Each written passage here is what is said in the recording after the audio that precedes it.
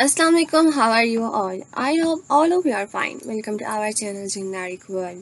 हमने last lecture में exercise 1.21 से रिलेटेड जो है वो डेफिनेशंस की थी. आई होप कि वो आपको क्लियर होंगी.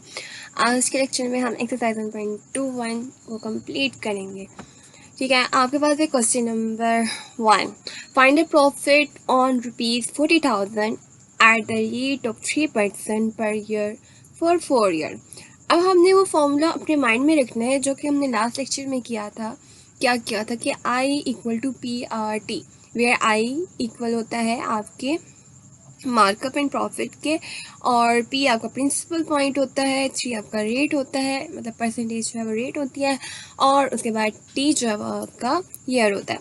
अब यहाँ पर फाइंड आउट करें तो आपके पास ये जो है जो कि हमने फाइंड आउट करना है वो आपके पास है आई. ठीक हो गया. और ये आपकी हो गई प्रिंसिपल अमाउंट, और ये आपका है आर. ठीक है, ये आपका आर हो गया, और ये आपका जो है वो क्या है, ईयर. तो हमारे पास जो फॉर्मूला है वो कंप्लीट है, तो हमने इसको जस्ट सॉल्व करना है. तो हम जस्ट क्या करेंगे, यहाँ पर मेंशन कर देंगे पहले तो अलग अलग प्रिंसिपल आपका 40,000, रेट 3%, टाइम जो है वो 4 ईयर है, और प्रॉफिट आपने फाइंड आउट करना है जो कि आई है. हम फॉर्मूला अप्लाई करेंगे. प्रॉफिट आपके पास ये हमने फाइंड आउट करना है, पी की वैल्यू ऐड कर दी, यानी कि जो जो वैल्यूज थी वहाँ वहाँ हमने ऐड कर दी. अब यहाँ पर क्या होगा, ये 20 इन 20 से कैंसिल हो जाएंगे. ठीक है, अब आप 400 को 3 से मल्टीप्लाई करो तो आपके पास कितना बन जाता है. ठीक है, 1200. अब 1200 को आपने 4 से मल्टीप्लाई करना है, 48. ठीक है, आपके पास 4800 रुपीज़ बन जाते हैं. ओके, यहाँ पे हमें सिंपल प्रॉफिट फाइंड करना था कि कितना हमें मिलेगा 4800. उन्होंने परसेंटेज नहीं मांगी तो हम परसेंटेज फाइंड आउट नहीं करेंगे. आपका जो क्वेश्चन नंबर 2 है वो सिमिलर इसी तरीके से, मतलब सिमिलर है, बिल्कुल इसी तरीके से होगा. आगे है आपका question number 3. Find the principal amount invested by Riyad in business if he receive a profit 4200 in 3 years at the rate of 10%. फिर आप वैसे ही देखोगे आपके पास क्या है, प्रिंसिपल अमाउंट आपने फाइंड आउट करनी है.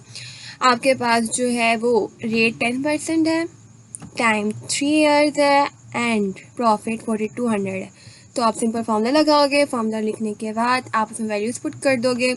यहाँ से अगर मैं कैंसिल कर दूँ 10, इससे कैंसिल हो जाएगा, यहाँ पे सिर्फ 10 रह जाएगा. लेकिन फिर भी मैं क्या करती हूँ, थोड़ा डिटेल मैं कर देती हूँ. 4200 एज इट इज़ रहा, ये 100 वहाँ पर जाके मल्टीप्लाई हो गया, और ये दोनों मल्टीप्लाई हो रहे थे. 10 यहाँ पे डिवाइड होगा, यहाँ पे क्या आएगा, 10 डिवाइड होगा, यहाँ पे ये जस्ट क्या आएगा, 10 आएगा, और ये 3 मल्टीप्लाई होगा. फिर ये 10 जो है वो इस 0 से कैंसिल हो जाएगा, और फिर ये 3 जो है वो इससे कैंसिल करेंगे आप. 3 1 3 एंड 3 4 12, और 2 0 ऐसे ही आ जाएंगे. ठीक है, जब आप इससे मल्टीप्लाई करेंगे तो आंसर जो है वो आएगा 14,000. प्रिंसिपल अमाउंट जो है वो 14,000 रुपीज़ होगी. ठीक हो गया. अब नेक्स्ट क्वेश्चन करते हैं. आपके पास है 8. How long would ₹25,000 have to be deposited in the bank at 12% per year to receive bank 31,000. वो कह रहा है कि 25,000 जो है वो आपने डिपॉजिट किए हैं बैंक में, 12% पर ईयर जो है वो आपको मिलेंगे to receive bank 31,000 per year, to receive bank 31,000. यहाँ पर क्या होगा कि आपके पास प्रिंसिपल 25,000 है, रेट आपका 12% है. तो मार्कअप क्या होगा, मार्कअप क्या है कि आपने जो बैंक को देना है, आपने 2500 जो है वो डिपॉजिट मतलब लिए हैं. ठीक है, और 31,000 जो है उसको देनी है वापस. तो आप क्या करते हो कि 31 में से 25,000 तो निकाल देते हो. अब मैंने देना कितना है, ठीक है, 6,000 जो है वो मैंने एक्स्ट्रा पे करना है. तो आपके पास क्या हुआ कि टाइम पीरियड आपने फाइंड आउट करना है कितने में आप जो है वो इतना लौटा देंगे. मार्कअप होगा P multiply by R multiply by T, उसकी वैल्यूज़ आपने ऐड करी. जस्ट यहाँ पे डिफरेंस क्या है कि यहाँ पे मार्कअप, यहाँ पे वैल्यू ऐड कर दिया 6,000, और फिर यहाँ पे आपने वैल्यूज ऐड करके टाइम पीरियड आपने फाइंड आउट करना, तो टी एज इट इज़ रहने दिया. 25,000 वहाँ पे जाके क्या हो जाएगा, डिवाइड, एंड 12 भी डिवाइड हो जाएगा, और 100 वहाँ पे जाके मल्टीप्लाई हो जाएगा. अब आप इसकी भी कटिंग करेंगे. कटिंग करें, 100 को इस 2 0 से कैंसिल कर दिया, इस 0 को इस 0 से कैंसिल कर दिया. ये इजी हो जाता है आपको कटिंग करना. ठीक है, आप क्या करेंगे, 12 को क्या करेंगे 50 से मल्टीप्लाई करेंगे तो आपके पास 600 आ जाएगा।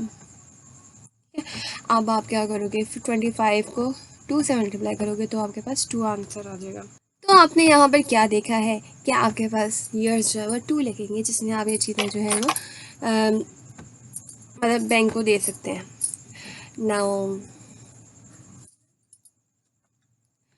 अब आपने क्या करना है कि जो रिमेनिंग क्वेश्चंस हैं वो सिमिलर है, बिल्कुल बिल्कुल इजी हैं, ठीक है। आपने जस्ट इसी तरह से वैल्यू ऐड करनी है और उसके बाद जो है वो जो वैल्यू फाइंड आउट करने का कहा गया है वो फाइंड आउट कर लेंगे और ये आपसे एक्सरसाइज बहुत आसानी से हो जाएगी। और अगर नहीं होती then I am here to solve your problem, ठीक है। So best of luck.